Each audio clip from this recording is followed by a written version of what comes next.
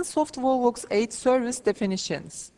In your operations, you may want to process the services you buy and sell, other than stock, or to track the expenses of your company.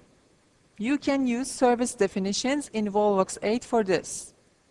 To define a service, click the Service Definitions button from the Definitions list in the Stock Management menu. You can make a simple registration by entering the name of your service in the window that opens, or you can obtain a more functional service and cost structure by filling out the other fields on the form. For example, as we mentioned in the Service Group Definitions video, you can enrich your reports by assigning groups to your services and expenses.